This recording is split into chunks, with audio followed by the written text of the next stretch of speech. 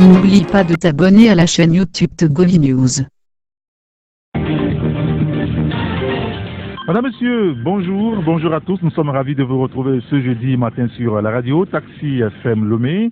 Comme il y a une semaine, nous revenons encore ce matin sur le sujet politique. Outre la question des révisions constitutionnelles intervenues il y a une semaine et qui oblige aujourd'hui l'Alliance nationale pour le changement, l'ANC, à déposer une requête auprès de la Cour constitutionnelle en annulation de toutes les modifications opérées par l'Assemblée nationale. Les élections locales sont au centre du débat politique aussi. La gouvernance à la base, le développement des communautés sont les grands enjeux donc de ce rendez-vous. Et à l'exception du PNP, le Parti national panafricain de Tikwi Etedam, et le parti des Togolais de Olympio ou de Nathaniel Olympio, tous les partis politiques et même les organisations de la société civile appellent les populations à se mobiliser pour la révision des listes électorales. Alors comment comprendre ce regain de confiance subite de l'opposition en ce processus électoral organisé par le pouvoir de Faure Gnassingbé qu'on conteste toujours? Notre invité ce matin, comme annoncé, donc, c'est le professeur Wolu Komi, le secrétaire national du Pacte socialiste pour le renouveau, PSR, membre de la C14 ou de la C7. Il nous le confirmera tout à l'heure.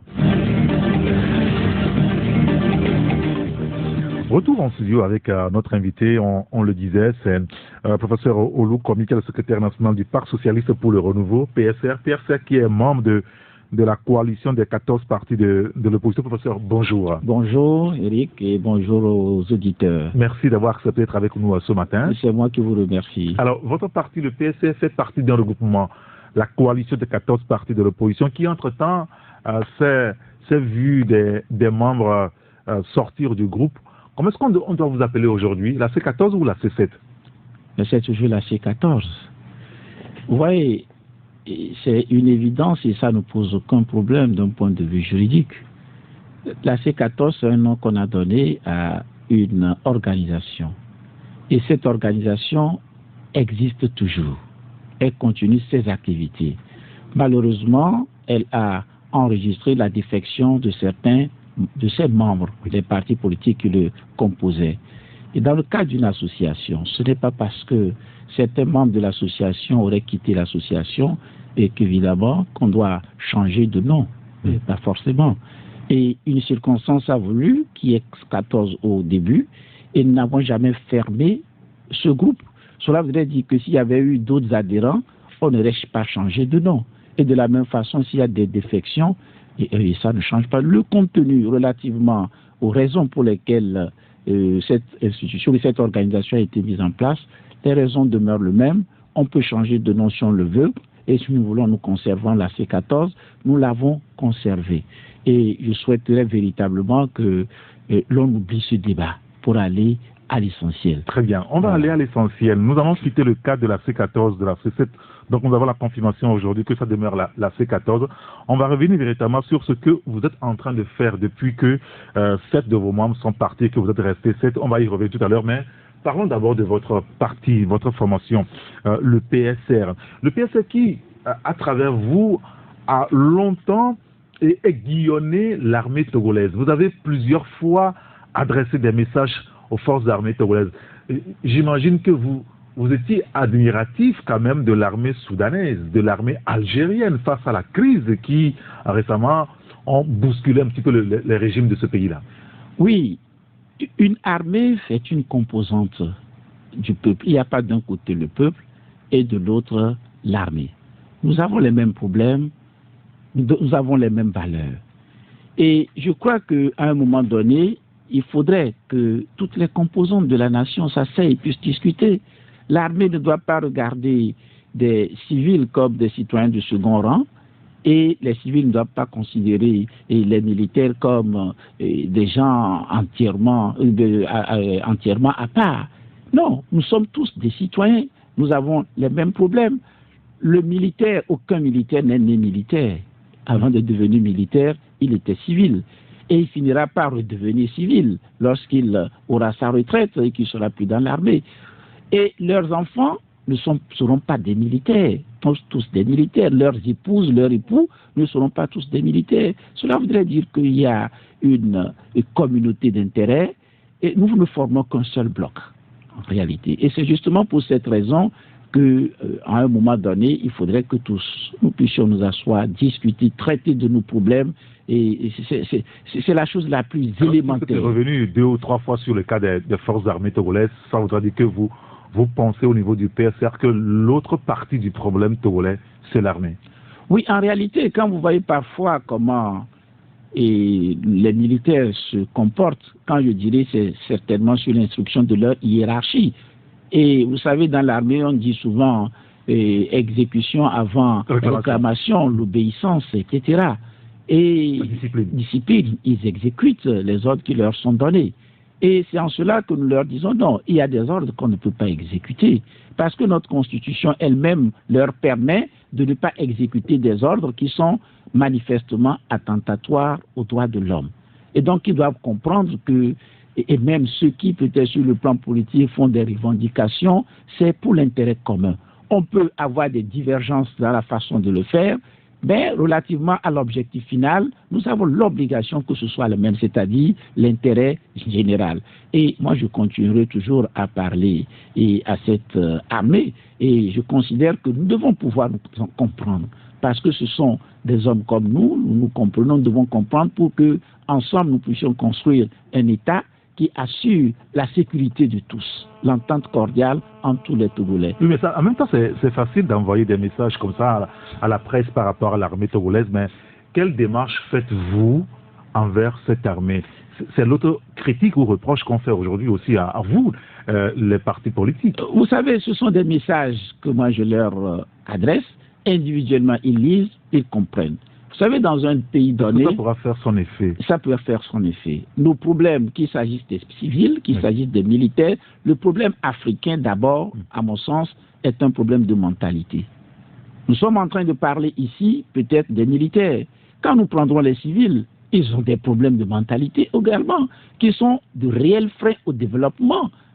Et de ce point de vue, moi, en leur parlant, c'est une reconversion des mentalités. Ce n'est pas pour leur dire de faire cela. Non, c'est une reconversion des mentalités pour qu'on puisse se parler autrement et ensemble travailler autrement.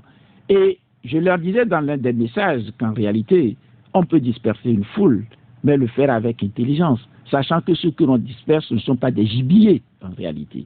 C'est le sens de ces interventions. Et que la hiérarchie le comprenne comme tel, et que le pouvoir politique même et qui donne les instructions, les ordres, le comprennent comme tel et qu'ensemble nous puissions construire notre pays. Et moi, je suis persuadé que ces militaires entendent ce que je dis. Sur le plan institutionnel, il est plus difficile de discuter avec eux.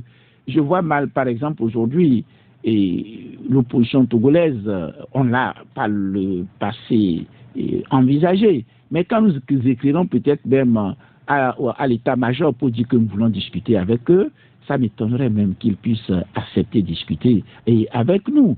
Et je crois que c'est un dialogue peut-être à distance, ces messages que je leur adresse et je leur demande, je leur dis que en réalité, nous sommes les mêmes et que nous devons pouvoir construire notre pays sur la base des valeurs et il n'y a aucune valeur en réalité qui ne soit destiné à protéger les citoyens. Et donc, lorsqu'il y a des comportements qui sont en contradiction avec ces valeurs, il faudrait que chacun puisse se remettre en cause. Alors, quand vous parlez des valeurs, on peut évoquer la démocratie, on peut également parler de la justice. Et récemment, votre parti, le PSR, a organisé un colloque qui tourne justement autour de ces deux valeurs-là, la démocratie et la justice. À quoi ça rime en réalité quand vous évoquez ces deux concepts et quand vous rassemblez vos militants et quand vous leur parlez?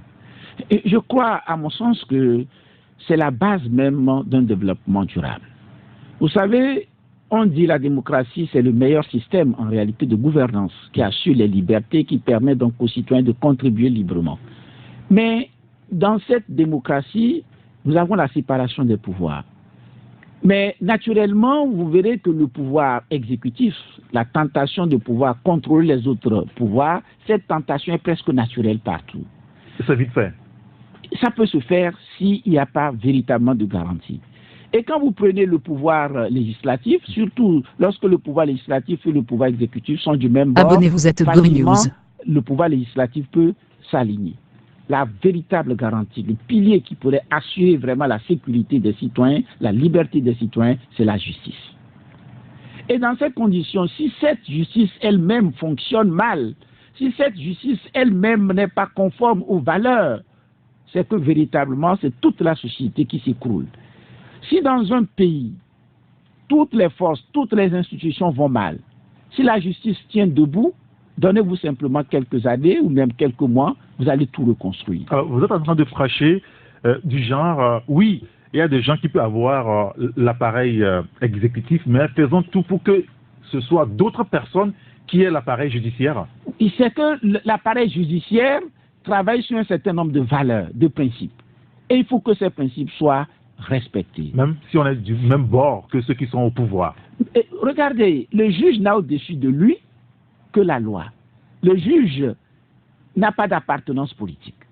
Je peux avoir des convictions politiques, mais au moment de juger, j'oublie tout. J'oublie ma famille, j'oublie mes biens, j'oublie ma religion. Je ne regarde que les valeurs en réalité incarnées dans la loi. Or, nos magistrats, dans plusieurs circonstances, c'est comme s'ils sont sous l'effet du pouvoir économique. Les questions de corruption, ce n'est pas, bon, je ne suis pas le seul à le dire, les gens le disent.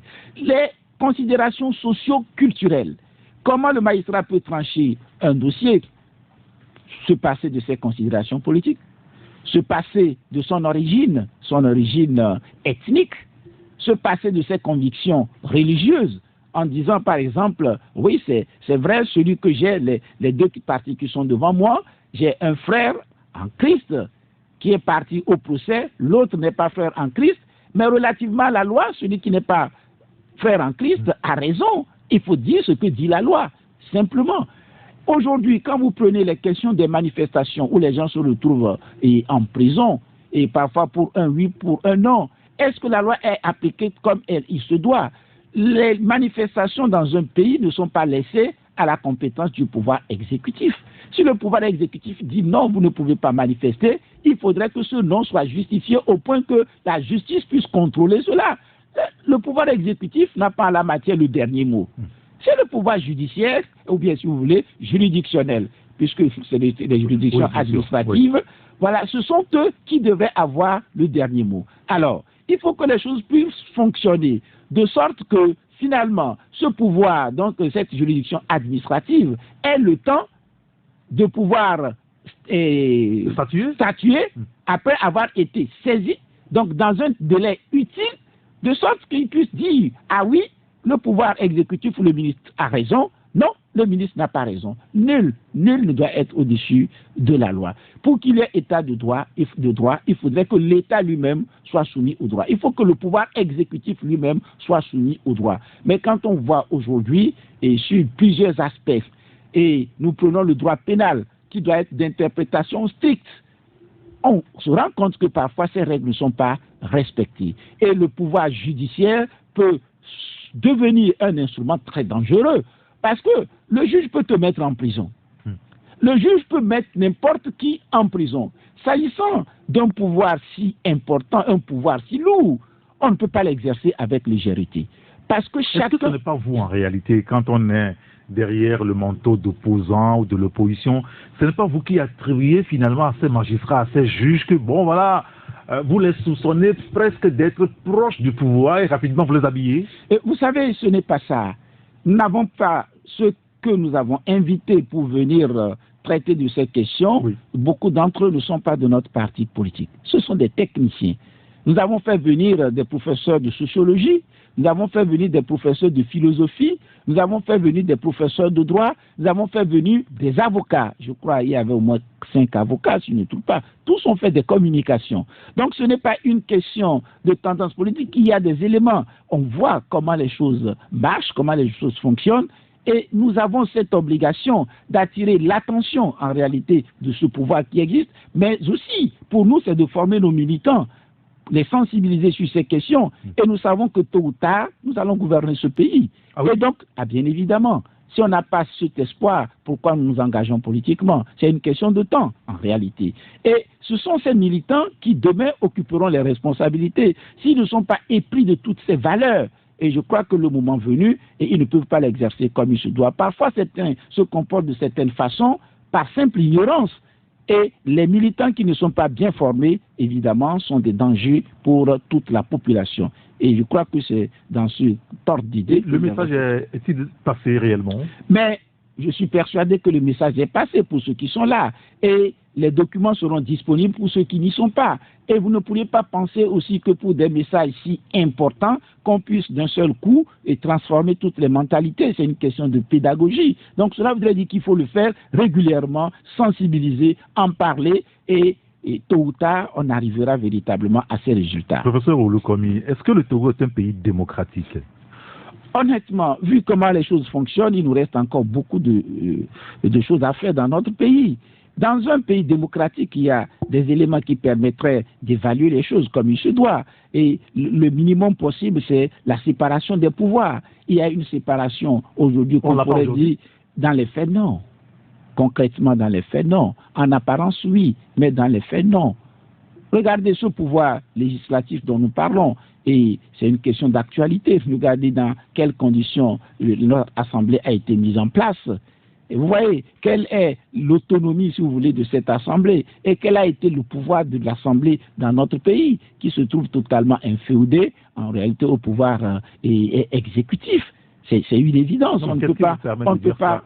Il y a des partis politiques se réclamant de l'opposition qui sont à l'Assemblée nationale. Vous parlez de l'actuelle Assemblée ou bien de l'Assemblée passée? L'actuelle Assemblée, écoutez, vous savez vous-même dans quelles conditions les choses se sont passées. Mais il ne suffit pas d'ailleurs que dans d'une Assemblée, il y ait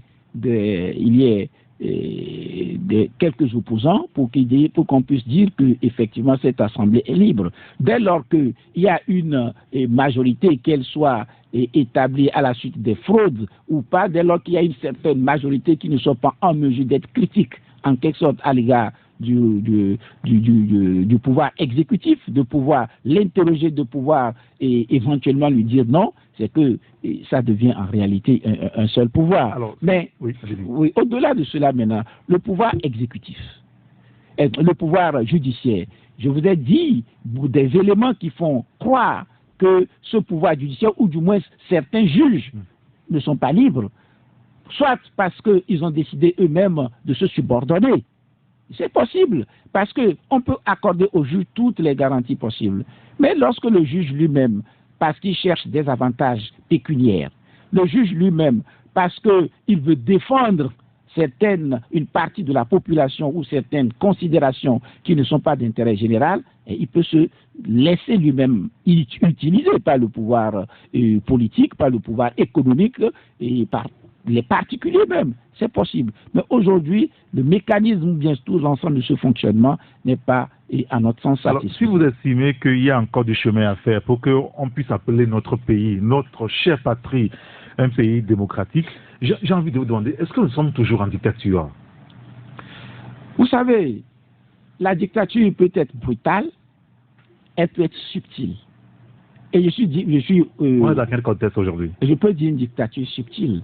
Vous pourriez avoir une séparation apparente, mais dans les faits, vous vous rendez compte que finalement, les pouvoirs ne sont pas aussi séparés que vous le pensez. Vous voyez, et c'est ce qui est plus dangereux. Parce que lorsqu'elle est brutale, comme ça, et il n'y a pas de séparation de pouvoir, ça se voit. Mais lorsque vous voyez des situations d'impunité réelles, et vous savez aussi que ce n'est pas conforme aux principes démocratiques, et que vous pensez que les gens peuvent être au-dessus de la loi, et bien évidemment, alors qu'il y a une justice, apparemment, et alors qu'il y a apparemment une séparation des pouvoirs, bien évidemment, nous sommes dans le cadre d'une dictature. Elle est subtile, mais c'est toujours une dictature. D'accord, très bien. On le note. Je voudrais, puisque vous évoquez tout à l'heure l'Assemblée nationale, le 20 décembre dernier, les élections législatives ont lieu dans ce pays.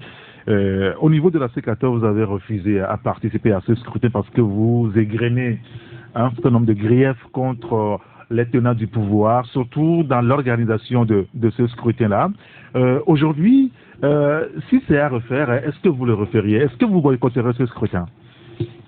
Je fais une rectification. Nous n'avons jamais refusé de participer à ces élections. En tout cas, vous n'y étiez Nous pas. ne les avons pas boycottés. Je disais dans l'une Quand on est des... absent, c'est quoi? On boycotte, non? Non, je vais vous faire une sorte d'analogie. Allez-y. Vous voyez, je disais ça dans une presse tout récemment. En droit du travail, par exemple, le salarié peut démissionner. Oui. Si le salarié démissionne sous la contrainte, parce qu'on l'a obligé à démissionner, pourtant celui qui dit je démissionne, Oui, on dit que c'est un licenciement. le juge requalifie cela en licenciement. On peut rapprocher cela de cette situation. Nous avons été exclus des élections. Nous ne les avons pas boycottés. Et cela n'a jamais été dans la stratégie de la C14 de dire nous boycottons ces élections. Vous voyez, nous étions dans le processus d'un dialogue. On est arrivé, si vous voulez, à une feuille de route, avec un certain nombre de mesures à mettre en marche. Sur ces mesures, nous avons demandé qu'on les respecte. La communauté internationale, dans une certaine mesure, avait donné l'impression d'être favorable également à la mise en place, donc au respect de ce protocole, qu'ils ont eux-mêmes élaboré. À la dernière minute, ils nous mettent devant le fait accompli. En réel, bon, on n'a pas tout le temps pour aller dans les détails, mais non, on a toutes les fois, non, tu sais, sur cette question précisément. Et sur cette question, toutes les fois que j'ai rencontré, et j'ai eu l'occasion de rencontrer des personnalités qui ont posé, j'ai dit non, cela n'a jamais été notre stratégie, ce n'est pas ce que nous voulions. Regardez, ils ont dit des réformes. Au minimum, le minimum possible, nous avons une institution, la CENI, et nous avons dit que cette CENI devait être au moins une CENI qui reflète donc cette exigence. Et dans le cadre des discussions, ils ont dit 8-8. Ils ont même dit que le président de cette institution, éventuellement, où on s'entend pour le désigner, ou ils eux-mêmes vont le désigner, donc ce serait une personnalité étrangère. L'un des médiateurs l'a clairement indiqué comme tel. Nous étions dans l'attente que cela soit réalisé. Lorsque nous étions dans les discussions, le président ghanéen, à maintes reprises, a dit au pouvoir en place, le problème essentiel, ou bien le nœud du problème au Togo, ce sont ces élections. On ne peut pas être dans une discussion et que, de façon unilatérale, vous commenciez le processus. Ce serait pas normal. Et qu'est-ce qui s'est passé entre-temps? Je n'ai pas compris. Finalement, et malheureusement, quand le président ghanéen l'avait dit, le régime a continué le processus. Il aurait été cohérent que le médiateur dise non, voici ce qui a été dit dès le départ. Il faut régler définitivement le problème. Mais finalement, on l'a mis devant le fait accompli et il en a pris acte. En réalité. Et ce qui est surprenant, vous voyez, quand vous prenez en compte ces éléments, c'est pour cela que je refuse l'expression boycotter, je refuse l'expression refuser. Si au sein du groupe, on avait pris cette décision, nous allons boycotter les élections, je leur aurais dit non. Vous avez au moins dit que vous passerez par tous les moyens pour empêcher la tenue de ce scrutin-là. Vous savez, ce sont des éléments politiques et passer par tous les moyens. Écoutez, si on doit peut-être passer par tous ces moyens, bloquer et en arriver à des effusions de sang, la sagesse aurait voulu peut-être qu'on y renonce. Mais ça, vous ne l'avez pas dit. L'essentiel, ce n'est pas ce que l'on dit, ce que l'on fait en réalité. Ah oui? Et bien évidemment, il y a des situations dans lesquelles les gens vont vous dire nous allons faire la démocratie, nous allons faire la transparence, il y aura impunité. Est-ce que vous préférez ces slogans à la réalité par rapport au fait que, il y a pas séparation de pouvoir, il y a impunité, etc. Les mots peuvent être des situations où les gens brandissent, mais malheureusement, dans les faits, ils ne le font pas. En réalité, ce que nous avons dit, pouvoir œuvrer relativement donc aux moyens diplomatiques pour bloquer ces élections aussi, aurait été une possibilité. À la veille de ces élections, nous étions d'ailleurs au Ghana, où nous avons rencontré le président. Et lors de nos discussions, il ne nous a pas été dit non. Il a pris acte de nos observations. Et bon, si on obtient un report, qu'est-ce qu'on peut faire concrètement? C'était la substance de nos discussions. Nous n'étions pas partis de là où on pensait que tout était fini. En réalité, c'était encore un espoir. Mais malheureusement, on a vu ce qui s'est passé. Bon, on ne peut pas dire le passé est passé, mais dans une certaine mesure, et la CEDEAO également a contribué et de façon substantielle au 20 décembre. Alors, quand vous, à l'époque, vous réclamiez ce qu'on on arrive à surseoir l'organisation du scrutin législatif, vous touchez du doigt certains points, et ces points apparemment ne sont pas mis en œuvre véritablement aujourd'hui, mais vous vous organisez à participer aux élections locales. On va revenir là-dessus tout à l'heure, mais je voulais vous interroger par rapport à l'Assemblée nationale. Et ce qui s'est fait il y a une semaine, la révision constitutionnelle. Il y a plusieurs articles qui ont été touchés. Vous demandiez à l'époque le retour du scrutin à deux tours, finalement. Vous demandiez à ce qu'on limitait donc le mandat présidentiel. Tout cela aujourd'hui vous est accordé. Vous êtes satisfait? Ils ne sont pas satisfaits. Ah oui? Ils ont accordé ces éléments, mais regardez les dispositions de l'article 158. Ce n'est pas normal. Remettre les compteurs à zéro. C'est clair, ils ont remis les compteurs à zéro. Vous savez, pour moi, c'est une évidence. J'entends des juristes dire que ce sont des principes universels, etc.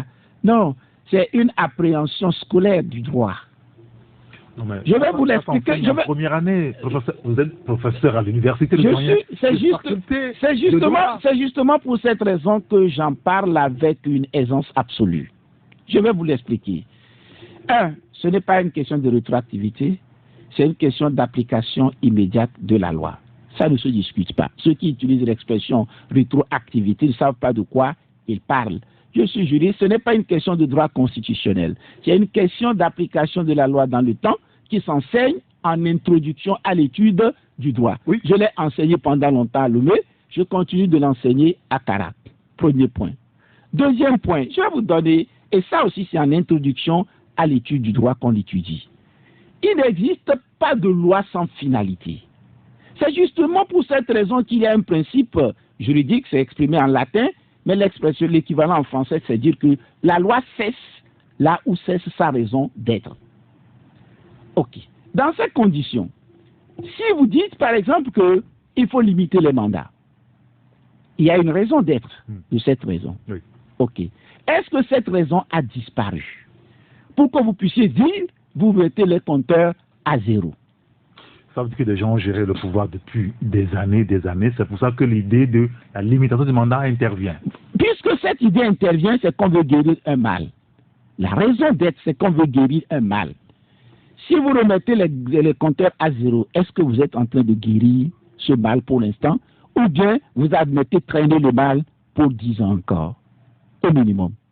Dans cette condition, ce n'est plus une question d'ordre juridique pour dire que c'est le juriste qui répond. C'est le bon sens humain qui vient à notre secours pour dire que mais devant la loi, il n'y a pas de bon sens. Hein? Devant la loi, est-ce qu'il y a encore de bon sens? La loi, effectivement, c'est le bon sens. La loi, il faut qu'on applique la loi. Malheureusement, la loi, c'est le bon sens parce que le législateur est présumé raisonnable. Les hommes ne sont pas faits pour la loi. C'est la loi qui est faite pour régler les problèmes. Si la loi ne règle pas le problème, identifié, la loi n'a pas sa raison d'être. Vous voyez, ce sont les non-juristes ou parfois de mauvaise foi qu'on a une appréhension incantatoire de la loi. La loi n'est pas une incantation, c'est un moyen, c'est une technique pour régler un problème. Alors, elle a une finalité. C'est ça que le juriste doit savoir. Mais quand on se ramène au niveau scolaire du droit, on peut affirmer, brandir des principes comme s'il s'agissait simplement des drapeaux que l'on montre sans aller au fond creuser. Oui. Voilà. Alors aujourd'hui, il n'y a pas cette petite phrase de en aucun cas dans l'article 159 et ça vous n'êtes pas d'accord. Il y a eu, selon plusieurs de vos camarades de l'opposition, de la C14, même l'article 75 à nouveau qui consacre, on va dire, l'infaillibilité du président de la République. Et là aussi, vous n'êtes pas d'accord. Est-ce que justement ce n'est pas votre absence à l'Assemblée nationale qui permet à ce que des gens soient à l'aise pour faire des réformes à leur guise? Professeur Olukomi. D'abord, sur en aucun cas, je vais vous dire, bon, ce n'est plus la peine puisque l'article 158 dit qu'on remet les compteurs à zéro. Oui, sinon, depuis toujours, j'ai dit, même s'il n'y avait pas en aucun cas, à mon sens, on ne pouvait pas remettre les compteurs à zéro. C'était ma lecture juridique. Maintenant, sur l'article 75, à première vue, c'est un article qui pose problème. Parce qu'il donne une immunité absolue au chef de l'État. On peut le crier, etc. Mais si vous voulez ma position personnelle sur cette question, c'est que l'article 75 ne me dérange pas. Je l'ai dit. Oui, je l'ai dit. Ça ne vous dérange pas. Ça ne me dérange pas, pour plusieurs raisons. La première, sur le principe d'une immunité du chef de l'État, c'est raisonnable. On peut accorder à un chef d'État une immunité. C'est la portée de cette immunité qui pose problème. Un chef d'État, dans l'exercice de ses missions, de ses fonctions, peut avoir une immunité. Regardez, on dit des députés que les opinions qu'ils auront émises ou les actes qu'ils auront posés en tant que députés ne peuvent donner lieu à aucune poursuite. Oui. On fait ce parallèle.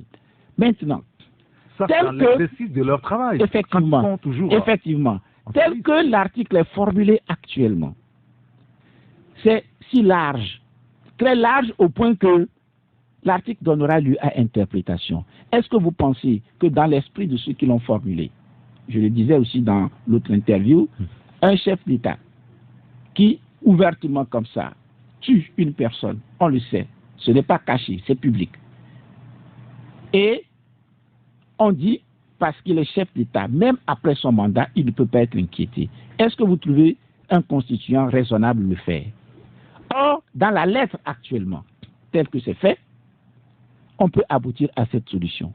Mais lorsque la lettre de la loi aboutit à une solution déraisonnable, il faut interpréter et se référer à l'esprit, lui donner les proportions raisonnables. Première observation. Deuxième observation, sur le principe de l'immunité. Je dis c'est trop large dans sa portée. Ok.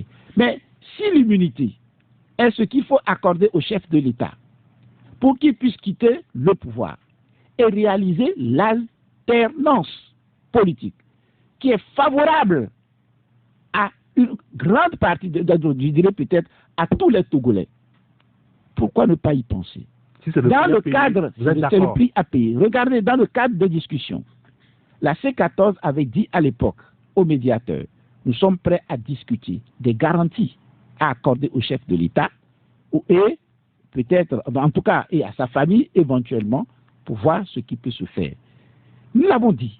Bon, si on en avait discuté, on n'aboutirait certainement pas à cette formulation. Je le répète, la formulation est trop large.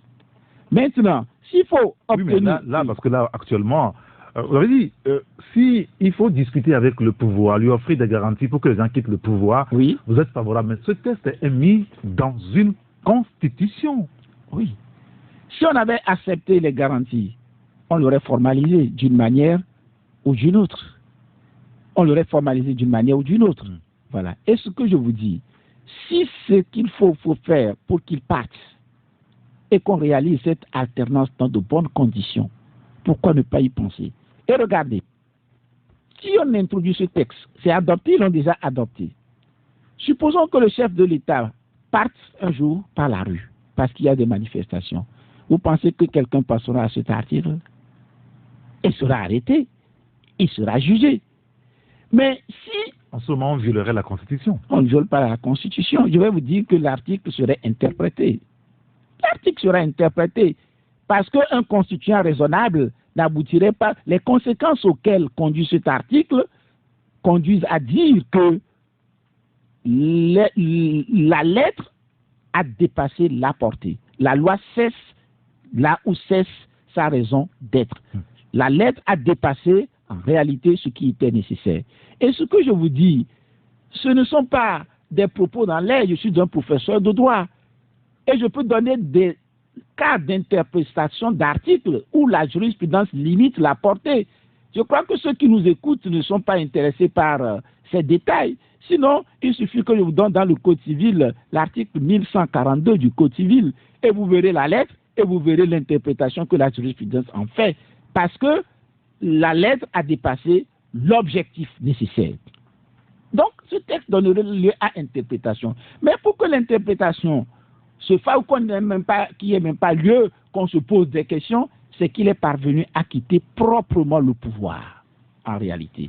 Et c'est en cela, je dis, que cela soit pour lui une occasion de s'élever en toute responsabilité pour dire, écoutez, je me retire, ou je trouverai à partir dans des conditions qu'il n'y ait pas de trouble.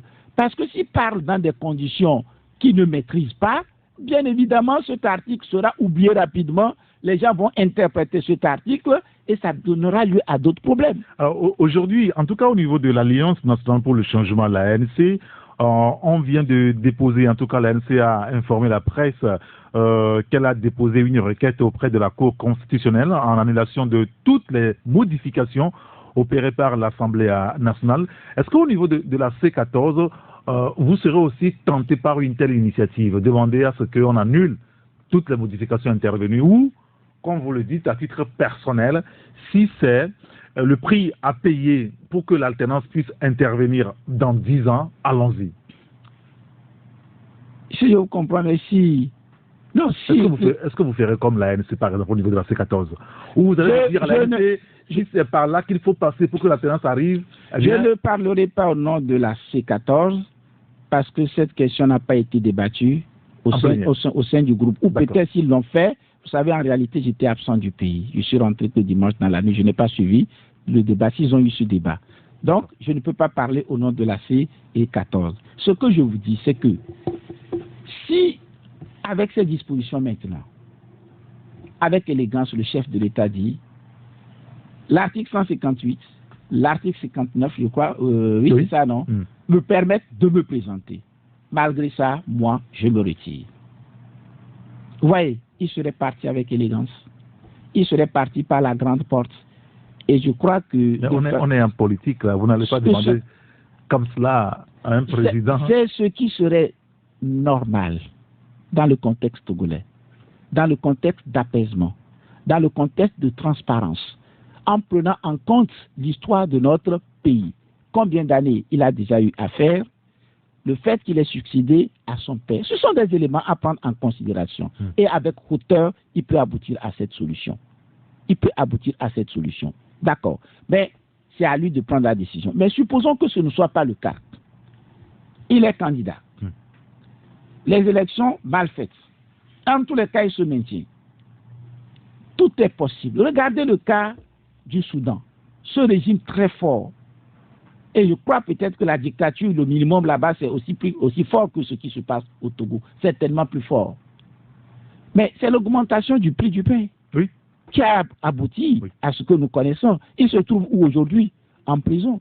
Il y a peut-être un an, il n'aurait même pas pensé à cela. Est-ce que vous rêvez pour faire une Ce n'est pas ce que je rêve. Je lui dis qu'il peut l'éviter. Puisque moi, je n'ai aucun contrôle sur ça. Vous non plus. Lui non plus. Vous voyez, ça n'arrive pas qu'aux autres en réalité. Mais lui, il peut l'éviter en cherchant à partir d'une certaine façon.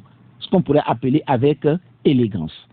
Et vous voyez, il est possible parfois d'oublier le passé et de partir sur de nouvelles bases pour que notre pays soit construit autrement. Est-ce qu'on n'est pas en train de partir sur de nouvelles bases là actuellement au Togo? Non. Ça fait des années que vous réclamez des réformes constitutionnelles, ça n'est jamais arrivé. En 2014, on aurait pu faire ces réformes-là que des gens parmi vous auraient accepté offrir ces garanties-là, que peut-être on ne serait pas en train de développer ce sujet-là aujourd'hui, en 2019. Beaucoup d'éléments qui indiquent que nous ne sommes pas partis sur de nouvelles bases. D'abord, l'Assemblée qui a fait ces réformes. Abonnez-vous à Togo News. Qui n'est pas l'émanation de la volonté populaire.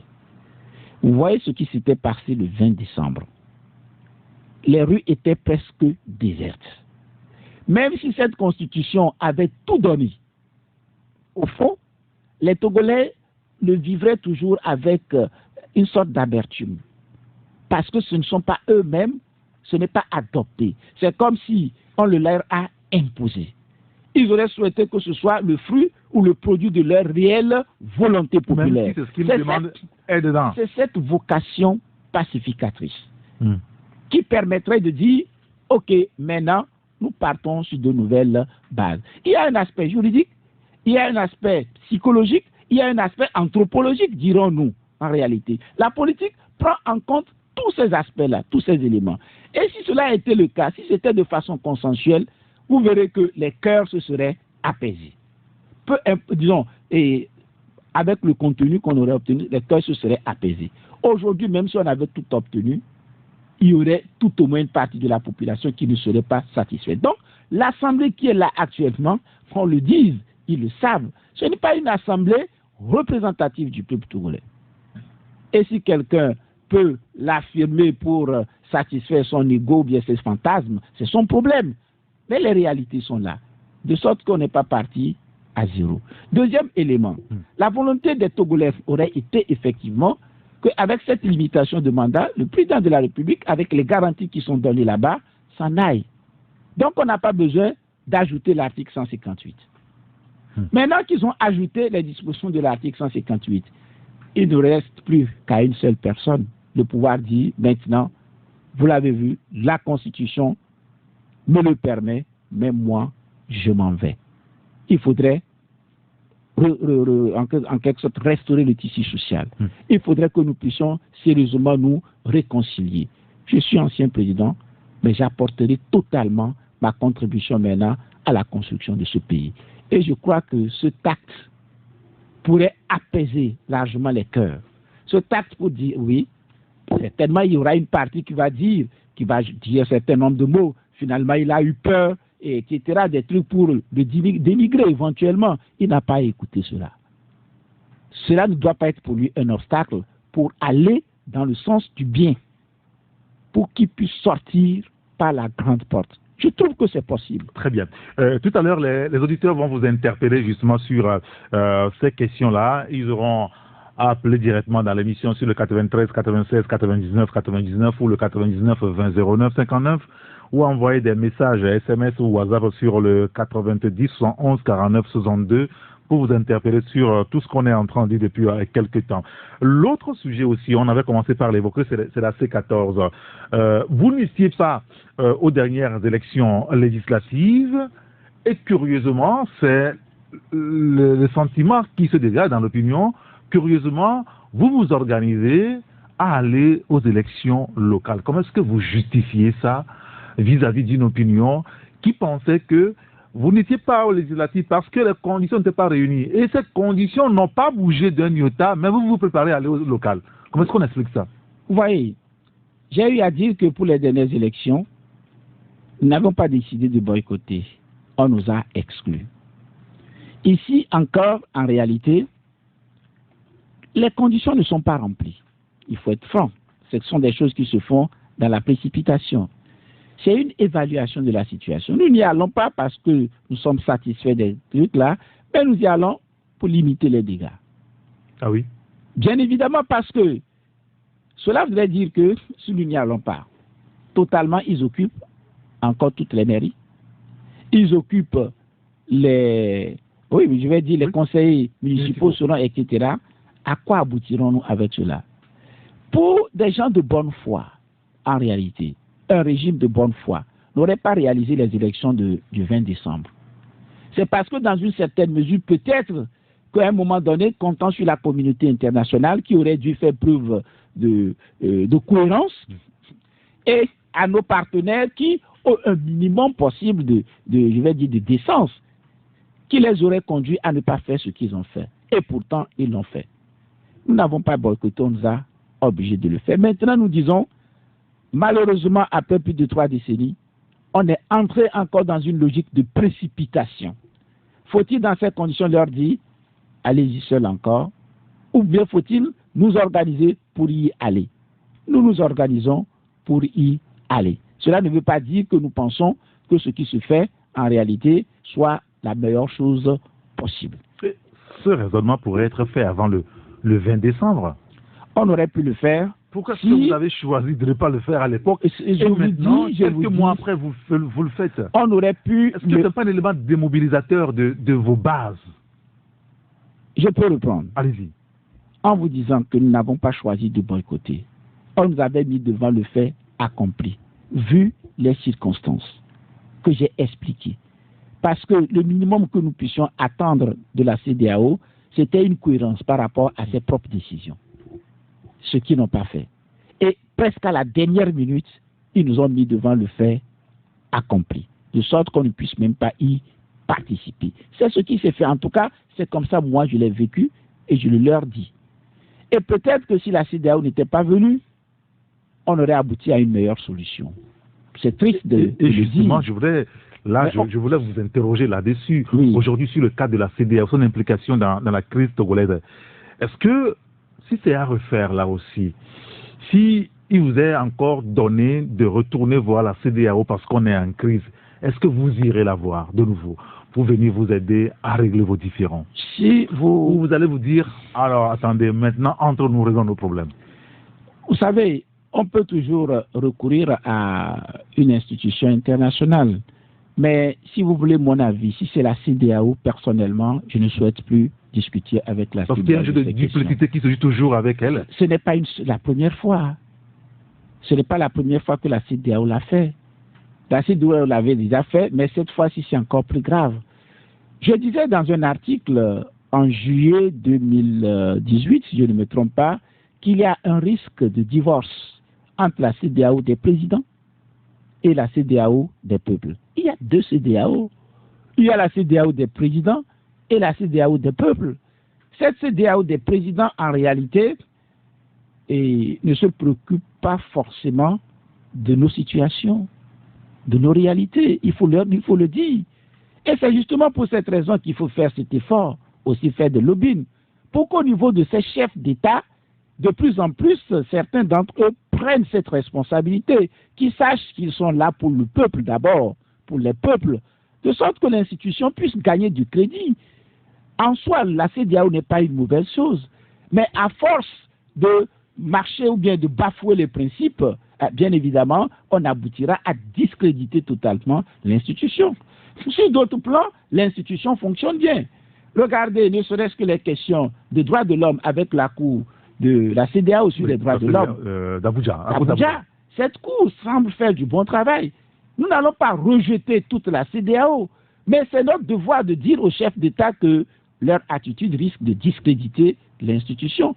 C'est notre devoir en tant que citoyens. C'est notre devoir en tant que peuple de la CEDEAO de leur dire que cette façon de fonctionner ne marche pas et que ce n'est pas une bonne chose. S'il fallait, sur le plan politique, retourner vers la CEDEAO, personnellement, je n'y suis pas favorable. Voilà. Oui, carrément. Je vous le dis, on peut trouver d'autres médiateurs ou peut-être discuter entre nous. Et s'il faudrait que le régime se... Et ça a été toujours la demande du pouvoir de Faure Gnassingbé. Ce n'est pas ça. Venez, assoyons-nous, discutons. Ce n'est pas ça. Non. Par le passé, on a discuté. Par le passé, on a pu chercher à trouver des solutions. Mais malheureusement, lorsque vous discutez avec des gens qui, finalement, ne veulent pas bouger, il est nécessaire de trouver un autre médiateur. Ce que moi j'ai compris, si vous le voulez, c'est ma position peut-être personnelle, c'est que s'il doit y avoir discussion au Togo, entre Togolais, il est indispensable que le chef de l'État s'asseye lui-même et qu'on discute directement avec lui. Non, là, ça ne marche pas comme ça, non? Ça doit marcher comme ça, dans le système togolais. Pour quelle raison, je vais vous le dire. Nous discutons avec des ministres qui n'ont aucun pouvoir de décision. Nous discutons avec les ministres qui, voyant même la pertinence de vos arguments, ne peuvent même céder sur rien, sans qu'ils ne retournent voir le chef de l'État. Regardez par vous-même dans le cadre du dialogue. Ce qu'on faisait dans la salle là-bas, c'était une perte de temps. Pour qu'on puisse avancer sur un point donné, c'est que les chefs d'État sont allés discuter avec le président de la République. Ce sont les concessions obtenues qui sont formalisées dans la salle. Je me rappelle un jour lors de la discussion, les deux médiateurs sont venus faire des propositions concrètes. Les ministres dans la salle, ils nous ont donné la parole aux positions, nous avons parlé. Et après, les ministres dans la salle disent non. L'un des médiateurs dit non, nous avons déjà parlé avec le président de la République. Vous ne remettrez pas en cause ce qu'il a dit. Vous ne remettrez pas en cause. Cela voudrait dire que si s'en tenait à nous qui étions dans la salle, on peut dire des choses évidentes, des choses élémentaires, des choses claires. Les ministres nous diront non. Mais si nous allons discuter directement avec le chef de l'État, que le chef de l'État accepte personnellement discuter avec l'opposition, ce n'est pas se rabaisser. C'est de prendre en compte les préoccupations de l'opposition. Prendre en compte les préoccupations de l'opposition, c'est prendre en compte les préoccupations ne serait-ce qu'une partie de la population. Ça fait partie des obligations du chef de l'État. Et récemment, le président de la République a reçu la C14. Est-ce que c'est ça qui a été l'élément déclencheur de votre participation à ce scrutin-là? Il l'a fait et il l'a bien fait. Et s'il le fait comme ça, c'est bien fait, il faut qu'on le dise. Il l'a fait et il l'a bien fait. C'est son devoir et parfois on peut refuser son devoir. Là, il a fait sur une bonne chose. À cette occasion, on a abordé cette question d'élection locale. Le ministre qui était là dit, il n'y a pas recensement. On a fait recensement il n'y a pas encore 1 an. Le chef de l'État, d'ailleurs le ministre nous l'avait déjà dit. Il l'avait déjà dit à maintes reprises quand il, voilà. Le chef de l'État a dit non, il faut reprendre les recensements. Ou bien, cette révision de 3 jours. Mais il n'a pas dit 3 jours. Il avait dit qu'il faut trouver un temps pour le faire. On aurait dû, sur ce principe, maintenant discuter davantage. Trouver quel serait ce temps, la durée raisonnable. Vous voyez, ce serait qui aurait conduit à des élections inclusives. Et comment ferions-nous pour être mieux représentés, de sorte que les résultats ne fassent pas l'objet de contestation. En le faisant, ce n'est pas une question de faiblesse. Celui qui est fort, c'est celui qui a les moyens peut-être de bloquer, qui dit « je ne bloque pas, je laisse faire dans la transparence ». On va continuer par évoquer le sujet là tout à l'heure, notamment ces élections locales qui arrivent, et surtout que la révision des listes électorales a démarré depuis ce matin et ça va durer 3 jours, c'est-à-dire aujourd'hui, demain et samedi sur l'ensemble du territoire national. Nous allons quand même observer une pause publicitaire. On se retrouve dans 2 minutes environ. Il est 12h, presque 3 minutes sur Radio à Taxi FM Lomé. Merci de nous écouter à Guenivé, à Kodjovia, Kopé et à Baguida sur la 93.fm. Nous remercions également toute la diaspora qui sont toujours branchés sur la radio. Dans une dizaine de minutes, vous pouvez intervenir et interpeller notre invité, lui poser des questions ou apporter votre analyse de la situation telle qu'il est peinte ce matin à l'antenne sur le 93, 96, 99 ou le 99 20 09 59. Nous évoquions votre rencontre avec le chef de l'État qui a été finalement l'élément déclencheur de votre participation d'une certaine façon à ce scrutin local qui arrive. On peut le dire, pourquoi je le dis ainsi? Si on ne l'avait pas rencontré, il n'y aurait pas eu certainement ces jours qui sont pour les révisions. Même si nous disons que c'est mal fait, oui. C'est sûr que si on ne l'avait pas rencontré, on n'aurait certainement pas eu ces jours. Puisque c'est à cette occasion, et donc vous ne pouvez pas participer à ce scrutin, puisque vous n'avez pas de carte et vos bulletins n'en ont pas. Effectivement. Cela voudrait dire dans tous les cas qu'on ne l'aurait pas fait. Parce qu'on le ferait parce qu'on a des électeurs, parce qu'on peut être éligible. Et si toutes les circonstances, ces conditions ne sont pas réunies, évidemment, on ne l'aurait pas fait. Est-ce que vous avez conscience aujourd'hui que votre décision de participer à ces élections locales crée du flou ou du mécontentement parmi vos militants, au niveau du PSR et au niveau de la classe opposante en général? Vous savez, peu importe la décision que vous aurez prise, vous ferez des mécontents. Le rôle d'un leader, c'est de pouvoir expliquer l'opportunité et la pertinence d'une décision que l'on prend à un moment donné. Une décision ne peut pas être prise de façon figée dans le temps. Des circonstances changeantes peuvent conduire à changer de stratégie ou à faire autrement les choses. Donc les militants doivent le comprendre. Si aujourd'hui, nous ne le faisons pas, nous n'avons pas les moyens peut-être de bloquer les choses sans qu'il y ait ces questions de fusion de sang. Bientôt les élections présidentielles de 2020, on les fera faire encore. Et ce serait jusqu'à quand? Et les militants, je le répète, doivent comprendre que nous n'avons jamais décidé de boycotter les élections de 2018. Le régime a tout fait pour nous exclure de ces élections. La prochaine fois, il faut qu'on soit plus vigilant, peut-être pour ne plus les laisser nous exclure des élections. Voilà. Si on a pu faire des mécontents, et qu'ils puissent comprendre que nous avons évalué. Est-ce que vous êtes conscient aujourd'hui qu'il y a quand même des mécontents, des gens qui ne comprennent pas pourquoi est-ce que vous participez à ces élections-là? Je vous ai dit, peu importe la décision qu'on aurait prise. Si nous disons que nous n'y allons pas toujours, on ferait aussi d'autres mécontents. C'est inévitable. Il n'y a pas de solution qui puisse obtenir un consensus à 100%. Votre devoir ou le devoir du leader, c'est de pouvoir expliquer. Pour tel élément, adoptons une autre stratégie.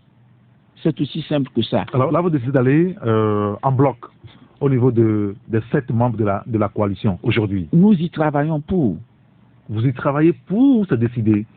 Oui, quand on décide, il faut mettre en œuvre. Donc, mettre en œuvre suppose consentir des sacrifices, faire un certain nombre d'efforts, des aménagements matériels. Et c'est dans cette logique que nous sommes. Si la décision a été prise et dans son exécution, il y a d'autres difficultés, etc., on avisera. Notre volonté, c'est de le faire comme tel. Nous sommes d'accord. Alors, et là, pour ces élections locales, vous serez amené à combattre, permettez l'expression, vos anciens camarades, vos camarades d'hier, comme l'ANC et les autres. Comment est-ce que vous entrevoyez ça? Non, nous ne sommes pas en train de les combattre. Ils sont en train de solliciter le suffrage donc, des électeurs. Nous sollicitons aussi le suffrage des électeurs. On aura des conseillers municipaux, ils auront des conseillers municipaux. Si, comme je le présume, nos valeurs sont les mêmes, les conseillers municipaux se retrouveront dans leur façon de travailler, etc. Il y aura des discussions. Il n'y a pas un climat d'animosité. D'abord entre les acteurs politiques et encore moins entre les partenaires de l'opposition. Donc, pour moi, ce n'est pas un problème. Il aurait été souhaitable que nous soyons plus ensemble. Et si on l'avait fait comme ça de façon homogène, je suis persuadé qu'on aurait davantage mobilisé. Mais les faits étant ce qu'ils sont, on en prend acte. Bien. Et puis, justement, le recensement, sinon la révision électorale a démarré ce matin. Vous n'aviez pas fait de carte d'électeur. Vous êtes déjà rentré dans votre centre? Je ne l'ai pas encore fait, mais j'ai quand même les informations par rapport à ce qui se passe actuellement dans plusieurs centres. Les militants m'ont saisi pour me dire qu'il y a les machines qui ne marchent pas dans plusieurs centres, par exemple. Voilà, personnellement, je n'y suis pas encore allé, puisque ceci 3 jours, j'aurai l'occasion de le faire. Et les machines ayant déjà des problèmes, vous voyez cette question d'ouverture de 3 jours dont on parle et qui se fait plus ou moins dans cette précipitation que j'ai dénoncée tout à l'heure, il semble se confirmer, mais on verra. Alors, c'est vrai on a beaucoup de messages justement sur cette question, des auditeurs qui nous envoient des difficultés qu'ils ont sur le terrain, se faire recenser des OPS qui évoquent des problèmes également. Bon, on pourra peut-être revenir sur ce message, mais en fin de compte, est-ce que si ça ne marche pas bien, est-ce que vous reviendrez dire qu'on vous a triché encore? Vous savez, participer à une élection n'équivaut pas à renoncer au droit de contester l'absence de transparence ou bien de relever les irrégularités. Regardez, prenez les pays, je prends les États-Unis. Lorsqu'il y a des irrégularités, les candidats disent qu'il y a irrégularité. Prenez la France, s'il y a irrégularité, on le dira. Je crois qu'il y a eu des élections dans le cadre d'un parti politique en France où pour les primaires qui ont eu lieu au sein de la droite, où les gens ont relevé des irrégularités. Accepter participer à une élection n'équivaut pas à renoncer au droit de contester la régularité de ces élections. Voilà. C'est ce que vous ferez prochainement? Si c'est mal fait, on le dira. Si c'est bien fait également, on le dira. Mais notre souhait, c'est que ça se fasse bien. Pour quelles raisons? Plusieurs raisons d'ailleurs. La démocratie voudrait des élections transparentes. C'est fondamental. Deuxième raison, ce qu'on va élire aujourd'hui, ce sont les conseillers municipaux qui vivent quotidiennement avec les populations. Qui doivent s'occuper... La veille sera accrue? Pardon? La veille sera accrue? Ce que je voudrais dire, c'est que si vous avez des élus mal élus, en réalité, ils sont confrontés tous les jours aux électeurs qui vont les mépriser, qui ne vont pas coopérer. Ce seraient des sources de tension quotidiennement.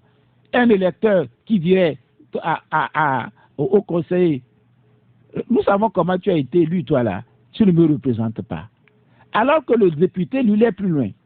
Le député est censé être élu représenter la nation. Alors que dans les élections municipales, l'électeur est juste à côté. Il va travailler directement pour cet électeur. Les données ne sont même pas les mêmes. Ce qui voudrait dire que pour ces élections, il faut encore davantage de transparence. De sorte à ce que les personnes qui seront élues aient la légitimité nécessaire. Si on a perdu 3 décennies déjà pour aboutir à des élections contestables, je crois que il y a des situations où il vaut mieux ne pas le faire plutôt que de faire mal. Alors, est-ce que vous avez le sentiment aujourd'hui que les populations sont préparées pour ces élections locales-là? Honnêtement, non. Honnêtement, non.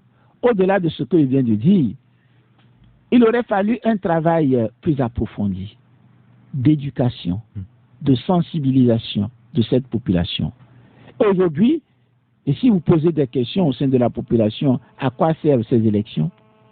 Et quelles seront leurs missions? Pourquoi, etc. Ça fait beaucoup de questions. C'est comme si on le fait parce qu'on demande de le faire. Alors qu'on aurait pu faire un travail, comme je le dis, et dans ce sens.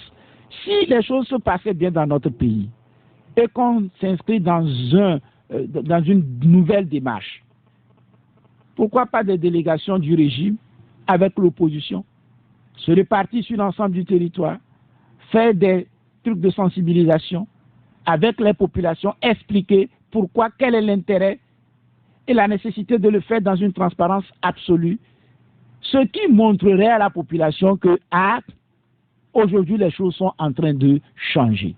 Il faut que ce régime comprenne que nous devons arriver à une situation qu'on comprenne que nous sommes tous des Togolais et que le jeu politique doit permettre de réaliser l'intérêt général. Et que cet affrontement continuel, parce qu'on veut s'accaparer les biens de l'État, parce qu'on veut avoir le monopole, avoir les privilèges, ces éléments ne vont dans l'intérêt de personne. C'est contre-productif pour notre pays.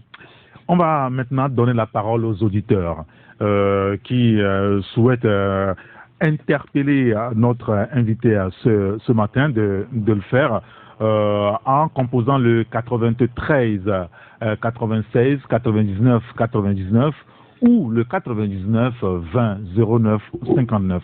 Alors ceux qui souhaitent nous envoyer des messages SMS peuvent également le faire en envoyant leur SMS ou message WhatsApp sur le 90 71 49 62. Et nous avons notre premier auditeur au téléphone. Allô?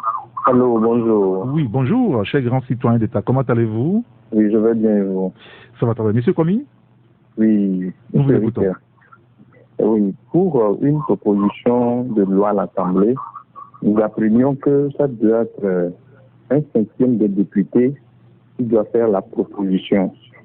Mais pour l'Assemblée nationale qui existe présentement, il semblerait que le gouvernement a juste envoyé 3 articles. Et abonnez-vous à Gomi News. Les députés ont de manière régulière envoyé 26 autres. Est-ce que ce acte est légal? Je ne sais pas, deuxième question, je ne sais pas si vous avez déjà expliqué la haute trahison. Vous pourriez me l'expliquer pour voir si moi aussi je le comprends. La haute trahison, hein? Oui, et des exemples. Et je termine mes questions avec ce cas pratique. Je vais exposer une table et que vous allez essayer de me le corriger. On dit la loi dispose pour l'avenir. Donc, prenons juste voter comme président de la République en 2020. Au titre de l'article 59, j'ai fait 2 mandats. J'ai pris goût et je veux faire un 3e mandat. Et la rue me dit non. Je prends comme témoin l'article 158 qui dit que ce que j'ai déjà fait ne compte pas. Et que la rue semble gagner. J'organise un référendum avec l'article 59 alinéa de un référendum. Puisque... Ah là là, Monsieur Komi, la ligne a été coupée malheureusement. Mais je pense qu'on a compris l'essentiel, ou les 2 premières questions. Professeur Rolou? Oui, la première question, je crois, c'est le gouvernement a envoyé 3 articles et il y a eu des amendements. Et on demande si cela est conforme à la... Des amendements qui vont jusqu'à quoi? Aujourd'hui, il y a eu une modification de 29 articles. Voilà. 26, 29, ouais. Je, sauf erreur de ma part, je vais vérifier plus tard puisque je ne suis pas censé voir les dispositions. En principe, je ne crois pas, je dis sous réserve, je ne crois pas que la Constitution, ou bien qu'on ait limité le nombre d'amendements possible qu'une assemblée pourrait introduire. Bon, maintenant, si on considère que l'initiative peut-être de la révision ne devrait pas venir de l'Assemblée, je ne sais pas non plus si je n'ai pas vérifié véritablement ces éléments. Mais à mon sens, en principe, le nombre d'amendements n'est pas limité. De sorte que... même si le gouvernement envoie son texte à l'Assemblée nationale avec 3 modifications à faire, les députés peuvent faire des amendements sur d'autres articles également du texte. Le pouvoir, l'initiative de la loi appartient au gouvernement. Bien sûr. Mais l'initiative de la loi appartient aussi à l'Assemblée nationale. Et si l'Assemblée nationale a cette initiative, et disons, peut aussi faire l'initiative de la loi, elle peut décider de modifier. Bien. Elle peut décider de modifier, faire des amendements. Maintenant, et si le gouvernement n'est pas d'accord avec ces amendements, dans tous les cas, je crois que le dernier mot revient à l'Assemblée nationale, sauf à vérifier relativement au fond si c'est conforme ou non à la Constitution. L'auditeur parle également de la haute trahison. Oui. J'aimerais savoir s'il a la même compréhension que vous. Vous savez, je ne peux pas ramener, disons, avoir des cas de jurisprudence sur cette question, mais un chef d'État, par exemple, qui se serait entendu avec une puissance étrangère contre les intérêts de l'État, et si cela est prouvé comme ça, donc en connaissance de cause, il sacrifie les intérêts de l'État togolais au profit d'un autre État, on peut considérer cela aussi comme une haute trahison. Donc il peut y avoir plusieurs exemples. Quand vous prenez, je crois, la Constitution ghanéenne, je crois qu'il y a une expression beaucoup plus large relativement lorsque, de façon évidente, le président de la République viole la loi. Il est possible aux citoyens, je crois, de saisir les institutions judiciaires. S'il est établi qu'effectivement il viole la loi, on lui demanderait, par exemple, de régulariser cela dans un certain délai. S'il ne le fait pas, alors cela serait considéré comme une haute trahison. Je crois que la Constitution ghanéenne sur cette question est beaucoup plus claire. Et je prends souvent l'exemple du fait que le chef de l'État n'ait jamais déclaré ses avoirs au Togo, alors que la Constitution le lui impose. Ne le faisant pas, c'est une violation flagrante. Si on était au Ghana, on lui aurait intimé l'ordre de le faire. S'il ne le fait pas dans un certain délai, cela constituerait immédiatement une haute trahison. Je crois que en droit, l'expression est beaucoup plus précisée là-bas. Voilà. On va prendre un second auditeur au téléphone. Allô? Oui, ça va. Oui, nous vous écoutons. Voilà. Je vais dire à M. Bodo, il y a quand des partis nous avons du mal à vous écouter. Oui, à chaque fois. Oui, c'est comme ça. Malheureusement, si la ligne avec vous. Oui, allô? Oui, allez-y, nous vous écoutons. Allô, c'est bon? Oui, vas-y. C'est bon, un peu, oui. Allez, les partis politiques qui sont quand même sérieux. Et je vais leur dire bravo. Non, on a du mal, on ne vous écoute pas. Désolé, madame, mais ici, où vous allez changer de... Allô? Oui. Allô? Allez. Allô, allez-y. Bonjour, monsieur Rigateur. Bonjour. Bonjour, professeur. Bonjour, monsieur. Monsieur Rigateur, c'est monsieur Kotou, il y a monsieur Georges, comme vous l'avez l'habitude. Allez-y. Donc, je voulais demander au professeur, qu'est-ce qu'on appelle, dans le débat parlementaire, qu'est-ce qu'on appelle amendement? Et secondo, concernant la modification de la loi, il y avait la proposition de l'expert qui demandait à ce que, une fois que on a fait la modification, que la limitation est actée, on ne pourra plus, par les députés, par voie parlementaire ou que ce soit par voie référendaire, on ne pourra plus modifier cette loi. Maintenant qu'on nous a dit qu'on a limité le mandat et qu'on donne la possibilité au chef de l'État de modifier cette loi par voie référendaire, entre l'intelligence du Sénégalais et l'intelligence des Togolais, lequel est meilleur pour qu'on puisse choisir. D'accord, très bien. Merci beaucoup. Merci beaucoup, Georges. Merci de nous avoir appelé. Professeur. Voilà.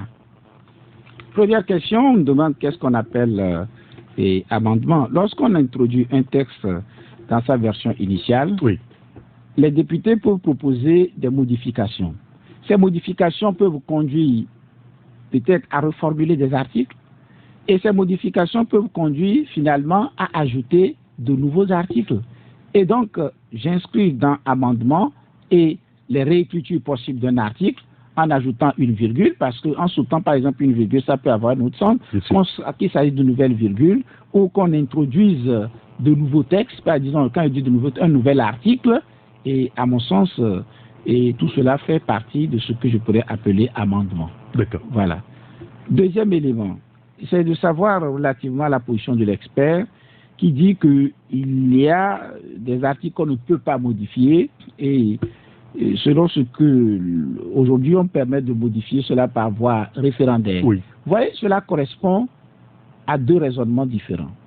Premier raisonnement qui constituerait à dire qu'il y a des valeurs qui sont considérées comme fondamentales et qui transcendent le temps, en quelque sorte.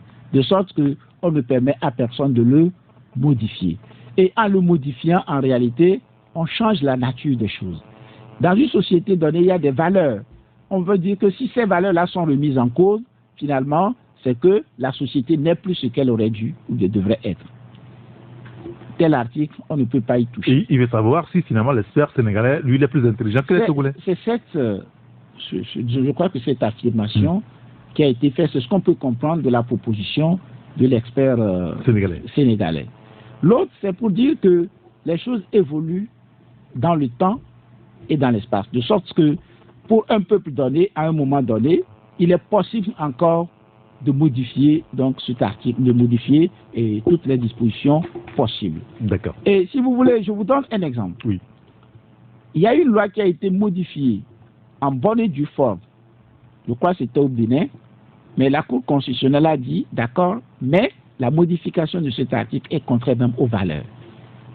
Donc, c'est considéré comme un texte ou bien une valeur à laquelle on ne doit pas toucher. Et à mon sens, la limitation de mandat devrait aller dans ce sens. La limitation de mandat, à mon sens, c'est ce que je dis. Je ne dis pas que ce soit la meilleure solution. Connaissant le contexte africain, pourquoi je le dis ainsi? Vous savez, les gens disent que oui, même si ailleurs il y a modification, il y a limitation, il faudrait qu'en Afrique on adopte nos réalités. Moi, je crois que ce sont les réalités africaines qui imposent cette limitation de façon absolue. Pourquoi? Parce que c'est chez nous qu'il y a plus de contestation des élections. Parce que c'est chez nous qu'il y a moins de transparence. Vous voyez, c'est chez nous que les gens s'accrochent au pouvoir. Et c'est justement ce contexte africain qui aurait justifié qu'on introduise des dispositions pour qu'on ne puisse pas aller au-delà d'un certain mandat. Très bien. Voilà. On va prendre un autre auditeur au téléphone. Mais il y a un autre qui nous envoie un message qui dit « Bravo au professeur Oulu pour son effort de clarification des actes irréfléchis que la fameuse assemblée a posés dans la précipitation sans se rendre compte de la portée gravissime dans le futur, que les gens n'oublient pas ce que Montesquieu a appelé l'esprit des lois », nous dit donc l'auditeur. Il y a un qui est au téléphone, allô? Oui, c'est Commis. Oui, monsieur Commis, on a été coupé. Voilà, justement. Pour ma première question, professeur, oui. Vous disiez entre-temps que les amendements peuvent amener à modifier d'autres articles. Voilà. Et nous apprenons aussi, pour une proposition de loi à l'Assemblée, il faut être au moins un cinquième pour proposer une loi. Mais à constater sur les 29 articles modifiés, il y a certains articles qui n'ont ni de lien avec les 3 articles envoyés par le gouvernement. Et ça a été fait par une proposition cavalière de certains députés. C'est ça dont là je parle, si c'est légal. Pour ma table que je disais, et avec la bénédiction de l'armée, j'ai réussi à faire un référendum. Et je me représente encore. Est-ce que finalement l'article 59 a été verrouillé? La deuxième carte, on me dit l'article 75 croisé avec 127, on peut punir le président, le futur président. Quand j'emprisonne mes opposants dans mon exécution de pouvoir, ou bien à cause de moi, l'armée tue certains opposants, ou bien moi-même délibérément, je viole 5 jeunes filles. Est-ce qu'avec les 2 articles, 75 et 127, je peux être puni? Merci. D'accord, très bien. Merci beaucoup, M. Komi. On va essayer de répondre très rapidement et brièvement pour donner la chance à d'autres auditeurs également, puisqu'on a 5 minutes maintenant. Sur cette dernière question, est-ce que le chef de l'État, malgré cela, peut être puni? À mon sens, oui. Et j'ai eu à dire que lorsque le texte est élaboré de façon trop large, évidemment, ça donnera lieu à interprétation. Donc il y a des failles. Forcément. Je ne peux pas aller trop dans les détails, mais évidemment, j'ai l'impression que la lettre a dépassé, a débordé l'esprit. Et dans ces conditions, l'esprit va prévaloir. Et je vous ai dit ici, dans un endroit où il y a des textes formulés de façon très large, la jurisprudence les a ramenés à leur juste proportion. Et tel que formulé aujourd'hui, je trouve que c'est trop large. Si c'est trop large comme ça, bien évidemment, on ne peut pas faire une immunité absolue pour dire tout ce qu'il aura fait, il n'a pas de compte à rendre. Ce n'est pas possible. D'accord, très bien. On va prendre un autre auditeur qui est au téléphone. Vous voulez ajouter... Bon, on va poser d'autres questions. Bien sûr, on va revenir là-dessus. Allô? Oui, allô, bonjour. Oui, bonjour. C'est monsieur? Bonjour. Oui, oui c'est monsieur? Oui, c'est monsieur Radaoui. Radaoui, nous vous écoutons. Ouais. C'est à propos de l'article 115 là. Oui. Bon, au juste, c'est l'article qui va faire apaiser tous les peuples togolais ou bien c'est les demandes de pardon qui va apaiser les cœurs des Togolais. C'est ma question. D'accord, très bien. Merci beaucoup, professeur. Voilà. Et je n'ai jamais dit que l'article 75 va apaiser le cœur des Togolais. Non. En réalité, c'est un article, finalement, plutôt qui suscite des colères. Voilà. Je me dis que si pour réaliser l'alternance, cet article permettra au chef de l'État de partir, sans dire que je me représente encore aux prochaines élections, parce que 75 lui assure l'immunité. 158 lui permet de se représenter. Il dit, je ne me représente plus, je m'en vais, je vous ai compris. C'est cet acte, certainement, qui pourrait le plus apaiser le climat togolais. Ce n'est pas 75, mais c'est le fait qu'ils disent, je m'en vais. Il y a un auditeur qui nous dit, est-ce qu'il y a encore des discussions entre vous qui restez donc dans la C14 et ceux qui sont partis? Sinon, quelle est votre réaction sur ce point de vue aujourd'hui? Je ne dirais pas que les ponts sont rompus. Les ponts ne sont pas rompus. Si c'est une question déterminée, nous devons aller vers eux pour discuter. Évidemment, nous irons discuter. J'ai dit qu'il n'y a pas un climat d'animosité entre nous. Mais pour l'instant, il n'y a pas eu véritablement des discussions concertées entre ce bloc. Mais il est arrivé que ceux qui sont là adressent, je crois, sur un point donné, on a essayé. Oui, nous avons tout le temps été invités par une délégation de l'Union européenne qui était arrivée ici. Et je crois que la démarche a consisté aussi à leur dire que nous avons été invités. Qu'est-ce qu'on fait? Ils nous ont dit qu'ils ont été aussi invités. Et lorsque nous y étions, et sans s'être concertés auparavant, les discours étaient les mêmes. Cela voudrait dire qu'il est possible, sur certains points donnés, qu'on puisse se retrouver et discuter. À mon sens, on ne doit pas fermer les portes. Très bien. On va prendre notre auditeur au téléphone 93 96 99 99 ou le 99 20 09 59. Nous avons encore 2 petites minutes. Il y a un auditeur qui nous dit « Quand même, je ne suis pas d'accord avec ces élections. Je tiens à féliciter le professeur pour la valeur ajoutée de son débat. Ça aurait des problèmes avec leur base. Je suis sûr. Et le cycle recommence, nous dit donc l'auditeur. On va prendre un dernier auditeur. Allô? Allô, bonjour. Oui, bonjour. Oui, bonjour. Comment vous allez? Ça va très bien. Allez-y très vite. Quel est votre nom? C'est Gérardson. Gérardson, nous vous écoutons. Je salue votre invité. Merci beaucoup. Ma question est que je veux bien faire, en oubliant le passé peut-être, en faisant venir un certain loi à l'Assemblée. Voyons, on veut participer à la base, c'est-à-dire les élections locales. La façon dont ils ont déjà commencé à organiser cette élection locale, on sait déjà que c'est une chose qui est déjà organisée. Mais ma question est que, qu'est-ce qu'on peut aujourd'hui pour pouvoir sortir dans toutes ces crises au Togo? Merci beaucoup. Merci beaucoup, Gérardson. Merci de nous avoir appelés. Et on ne prendra plus d'auditeurs. Allez-y, professeur. D'accord. Qu'est-ce qu'on doit faire en réalité? C'est la bonne foi et la reconversion des mentalités. Et je crois, je l'ai dit, je le répète, il ne faut pas envisager le débat comme une compétition ou un affrontement entre les différentes tendances. Il faudrait, à un moment donné, et c'est dans cette logique que nous sommes au niveau de la coalition, en disant, mettons bas la terre, réfléchissons, faisons autrement les choses. Et nous avons l'impression de ne pas être entendus par le régime. Mais il faut continuer.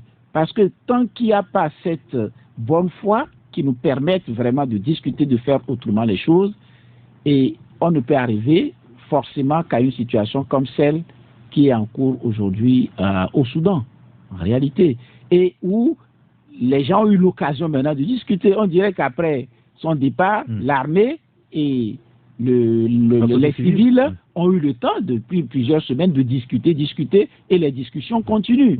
Voilà, et on peut l'éviter en essayant dès à présent de discuter de bonne foi et d'aboutir à des solutions qui seront donc effectivement mises en œuvre. Et il y a cet auditeur qui nous pose une série de questions. On va essayer de les répondre en bloc. Il dit, tout ce qui a été fait à l'Assemblée le 8 mai est-il anticonstitutionnel?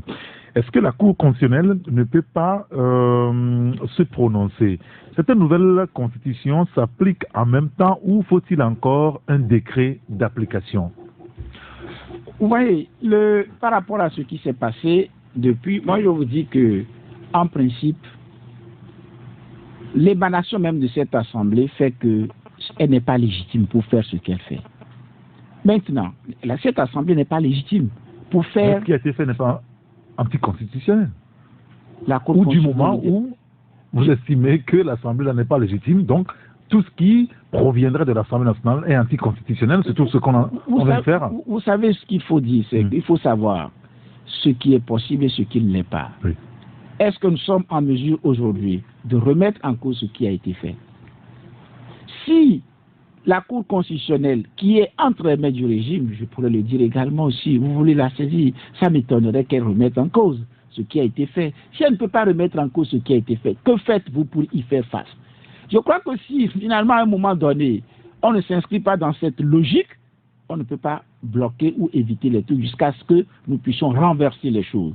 Parce qu'on peut dire, nous ne sommes pas d'accord, et peut-être que c'est ce qui explique d'ailleurs que nous allions à ces élections. Il y a des choses que nous exigeons, des choses qui ne sont pas faites, on dit dans ces conditions, on laisse tomber. Et je crois qu'on risque d'être de façon constante encore dans la situation que nous connaissons. Très bien. Donc, voilà, ok.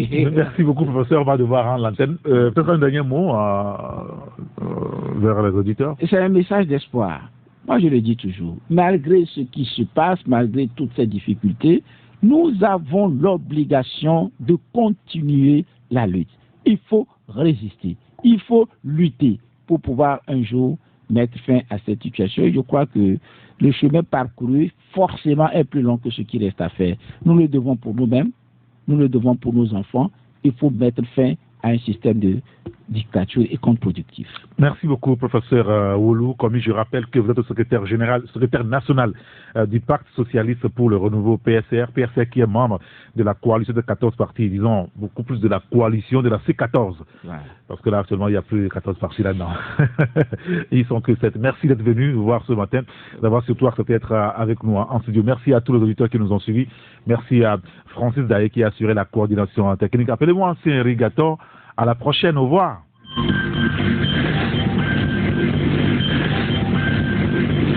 Merci d'avoir regardé la vidéo, abonne-toi et partage la vidéo sur les réseaux sociaux, Facebook et WhatsApp.